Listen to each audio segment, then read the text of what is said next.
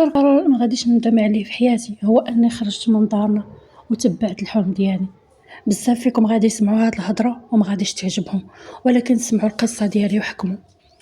القصة ديالي غادي تبدا النهار اللي خرجوا النتائج ديال البكالوريا. نضت داك النهار وانا مستريسيه وفيا الخلعه بزاف. طرقت صاحبتي شيماء وخرجنا للثانويه. مشينا وجلست في واحد البلاصه بعيده، قلت لها سيري انتي شوفي الطابلو واجي ردي عليا. جاتني ديك الوقيته بحال العام وانا كنتسنى فيها. جات عندي صاحبتي شيماء وجهها مخطوف وكتشوف فيا. قلت لها مالك؟ ما تقوليش ليا ما جبتش النقطه اللي بغيت. بقات كتشوف فيا، قالت لي صراحه ما عرفت ما نقول لك. قلت لها نطقي خلاص قولي لي شنو كاين، ما تزيديش تخلعيني اكثر. وهي طار عليا بواحد التنيقه، قالت لي فرحي يا لاله سعدي، راكي جبتي مونسيون وجيتي انت الاولى في الثانويه. ديك الهضره اللي قالت لي ما قدرش انني نتيقها، واحد الفرحه كبيره بزاف. الامنيه ديالي واخيرا تحققت. جينا للدار، مشات لدارهم حتى هي كانت نجحات، ولكن ماشي داك ما جابش ديك النقطه اللي جبت انايا. حتى هي جابت مونسي ولكن ماشي بحالي. المهم جينا مشيت مشات هي لدارهم وجيت انا لدارنا ودخلت ولقيت والديا. قلت لهم فرحوا لي راني جبت نقطه زوينه بزاف وغادي تخولني باش ندخل المدرسه اللي بغيت ونقرا الطب. بقات كتشوف فيا ماما وساكته، هو يشوف فيا بابا وقال لي بركه من الهضره الخاويه، قرايتك صافي كملتيها وجدي راسك غدا راه غادي يجيو فيك شي خطاب. انا تصدمت، ما فهمت حتى شي حاجه. حياتي كلها وانا كنتمنى في هذه اللحظه فين نجيب هذه النقطه الزوينه ونقرا الطب اللي كنت كنحلم حياتي كلها انني نقراه. في الاخر يقول لي بابا هذه الهضره. بقيت كنضحك وقلت ليه وبابا بركه من الضحك. قال لي فين عمري تمازحت معاك. وبابا كانت شويه صعصابي شويه وحتى المعامله ديالو شويه قاصحه. ملي هضر معايا بديك الطريقه خلاني بزاف. قال لي هضره وحده قلتها لك. قلت لي كيفاش هذا الشيء؟ ملي انت غادي تخليني حتى نوصل لهذا المستوى وتخرجني من القرايه، علاش خليتيني نهار الاول نقرا؟ قال لي بغيتي تعرفي؟ قلت لي قال لي جداتك. انا خفت من السخط ديالها، هي قالت لي قريها وانا ما قدرت نقول ليها لا. قالت لي ها السخط وها الرضا، ولكن شرطت عليها غير توصلي البكالوريا تشدي الباك وتجلسي في الدار وتزوجي. ولكن جده مسكينه ما كانتش عارفه انها غادي تموت قبل ما نشد البكالوريا، وتما غيجلسني بابا. كانت كتقول غادي نخليها تشد الباك وعاود نهضر معاه ويخليها تكمل قرايتها. ايوا هادشي اللي كاين. مشيت للبيت ديالي وانا مقهوره بزاف وما عارفه ما ندير. واش هادشي اللي كيقول بابا بصح ولا غير كيتفلى؟ دوزت ديك الليله كلها وانا كنبكي. وجات عندي ماما قبل ما نعس. انا اصلا ما نعستش، ولكن قبل ما تنعس هي جات عندي وقالت لي شوفي غدا في الصباح راه غادي نخرجوا للحمام، وجدي راسك راه الناس جايين في العشيه، في الصباح غتمشي للحمام نمشي ناخذ لك شي قفطنان ونجيو في حالاتنا. الصباح جات عندي ماما لاحت لي واحد القفطان وقالت لي نوضي دوشيه، راه الناس جايين دابا مابقاوش جايين حتى العشيه. نضت على سعدي وبعدي ودرت داكشي اللي قالت لي. قلت نشوف هذا السيد ربما يصدق ولد الناس ويخليني نكمل قرايتي، واخا كنت باقا صغيره بزاف على الزواج. وديك الوقيته ما كانش كيهمني شي حاجه سميتها الزواج، كنت باغا نقرا ونكون راسي ونخدم وديك الساعه نشوف الزواج، ولكن ما كان عندي ما ندير. المهم جاو الناس وجلسنا معاهم وبقينا هكا كنهضروا ويهضر السيد اللي جاي زعما يخطب، كبير في العمر صراحه، كان واصل 40 عام وانا ديك الساعه يلاه عندي 16 سنه، واحد الفرق اللي كبير بيناتنا. ولكن سكت. هو يقول لنا هو ساكن في المدينه وعائلته كاينين في الباديه. قال لنا البابا قال لي راه غادي نخليها في الدار تقابل الوالد والوالده وتقابل خويا. واحد خو قال لك يعني معاق ما كاينوش من بلاصتو، يعني باغي خدامة من الاخر، باغي خدامة اللي تقابل ليها عائلته. ايوا صافي قلت ليه وانا صراحة ما عجبنيش الحال، قلت ليه اسي شنو كتقول؟ قلت ليه واش انت باغي تزوج ولا باغي خدامة لعائلتك؟ وهو ينوض بكل قوى عقلية وهو يسرمقها معايا. جلست كنشوف بابا شنو غيدير، ما دار حتى شي ردة فعل. صافي تما عرفت بلي هاد السيد ما يصلحش، بلي هاد السيد راه ما غاديش نلقى مع داكشي اللي بغيت. صافي خليت داكشي داز كما هو. المهم في العشيه كانوا مشاو، في العشيه جيت عندي ماما قالت لي شوفي راه من هنا اليومين غادي ديروا عقد وتمشي مع راجلك، ما كاين لا عرس لا حتى شي حاجه. ضحكت في خاطري، بقيت كنشوف هاد العائله كيفاش دايرين وكيفاش باغيين يلوحوني هاد اللوحه. المهم بقيت كنفكر وكنخمم شنو خاصني ندير.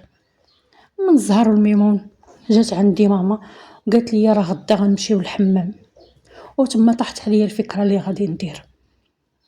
المهم داز داك النهار وصل الليل، مشيت لفراشي بقيت كنتفكر واحد بنت عمي نفس القصه ديالها، كانت يعني نفس القصه اللي كتوقع ليا دابا وقعت ليها هي، ولكن هي ما سكتاتش وخدات حقها بنفسها وكونت راسها وعايشه فرحانه وسعيده. وكنت كنتواصل معها، انا الوحيده اللي كنتواصل معها، عائلتها كلهم ضربوا عليها.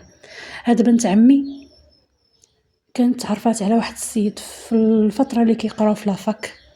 هاد السيد كان فايتها. المهم كانت هي عندها تقريبا العام الثاني هو العام الاخر، فايتها قيله بعام. جا عند دارهم وخطبها، كان هو خدا الاجازه ديالو وكان ديباني في شي خدمه، قال لها نتزوجوا والوظيفه ديال الدوله ان شاء الله يسر فيها ربي من بعد. جا ملي خطبها عند والديها، باها ما بغاش ليه هو عمي، باها قال لها غادي نزوجك بولد خويا اللي هو خويا انا، ولد عمها اللي خويا انا. وهاد خويا واحد الشبكار ما منو جوج، مزوج دابا وديك المراه مسكينه مكرفس عليها بالضرب والعصا والسكره وواحد الحاله مسكينه. بصراحه ما كنتش باغيه ليه بنت عمي، بنت عمي واحد الانسانه واعيه وقاريه والله يعمرها دار. حتى هاد السيده اللي مزوج بها الله يعمر ليها دار، ولكن مكرفس عليها مسكينه. المهم بنت عمي ما بغاتش، هزات راسها وخرجات خلاتهم حتى نعسو، هزات حوايجها ومشات في حالها. هذاك الراجل اللي كان باغيها داها دارهم، دار عائلتهم، عمو وباه وعائلته، وداروا ليها العرس وتزوجات بيه ودازت واحد المده وخدموا بجوج ومشاو سكنوا بوحدهم وعايشين حياتهم فرحانين ومرتاحين. انا تفكرت هذيك بنت عمي، قلت اكيد ما عندي فين نمشي، ولكن الا تحس بيا غادي نمشي عندها. ما يمكنش ليا نقبل هذا المصير، ما يمكنش ليا نحكم على راسي بالتعاسه، والسيد قدام والديا وضربني تصرفيق ما بيني وبينه حتى شي حاجه، فما بالك نهار اللي غيديني عنده للدار يتكرفس عليا. داكشي اللي كاين. نعست هذيك الليله، حاولت نعس وجدت حويجاتي في الصاك عمرت. المهم داكشي المهم عندي باش ما نعيق درته في الصاك. جات عندي ماما في الصباح شافتني هزه داك الصاك قالت لي يلاه يا بنيتي تي غاديه راحله للحمام ولا شنو؟ قلت لها راه دايره تما واحد الجاكيطه كبيره على البرد. قلت لها راه ملي كنخرجوا من الحمام كيكون البرد، اختي ضربني البرد. المهم سكتات ما عقدت حتى شي حاجه.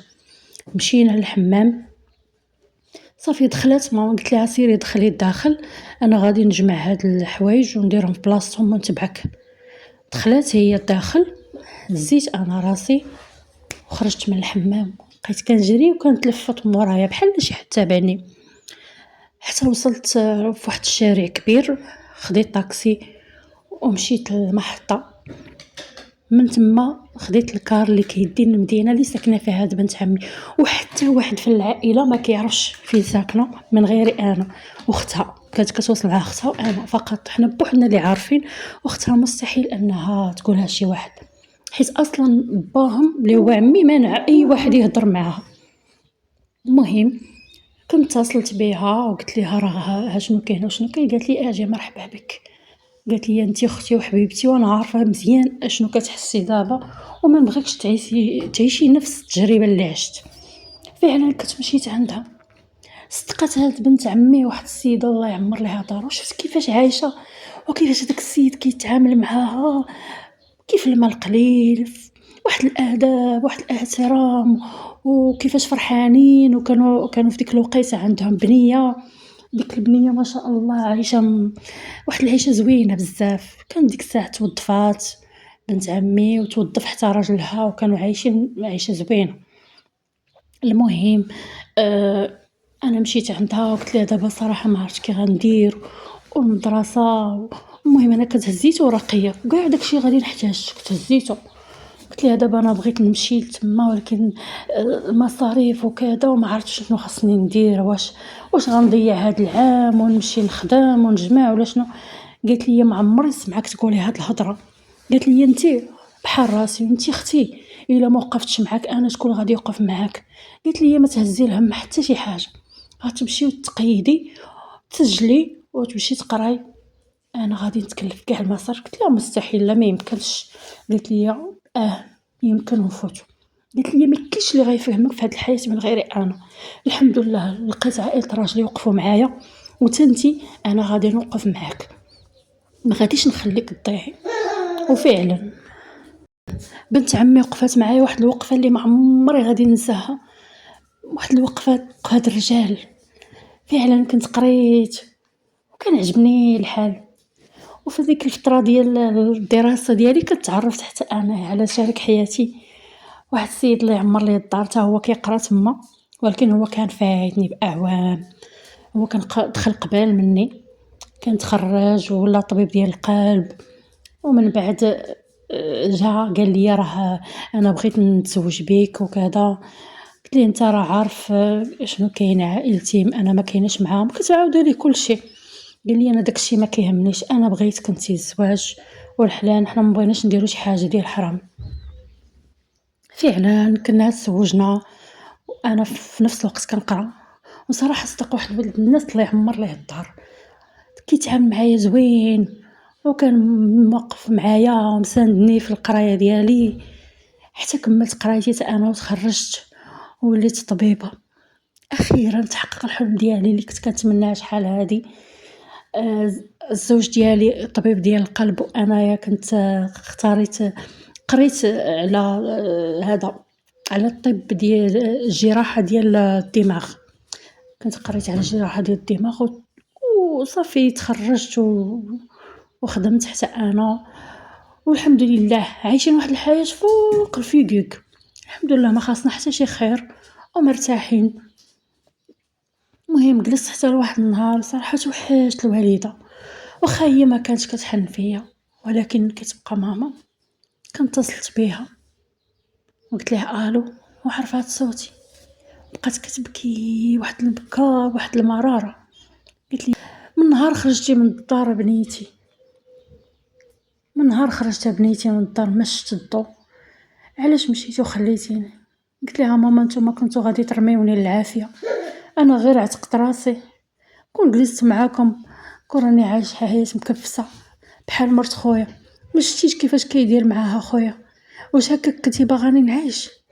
قالت لي لا بنيتي، قلت لي انا ندمت من بعد ما مشيتي وعرفت الغلط ديالي، ولكن باباك حالف علينا ما عمرنا نهضروا معاك، اصلا ما كناش عارفينك فين ساكنه، الحمد لله غير من هضرتي معايا ونسمع صوتك انا يا بنيتي راني قلبي كيتقطع عليك. فرحت بزاف على الهضره اللي قالت لي يا ماما، قلت ليها بلي راه بنت عمي هي اللي وقفات معايا وفرحات بزاف بقات كتدعي معاها، شحال طارت بالفرحه ملي قلت ليها راني حققت الحلم ديالي ووليت طبيبه وراني تزوجت بطبيب وعايشه حياه زوينه بزاف والحمد لله.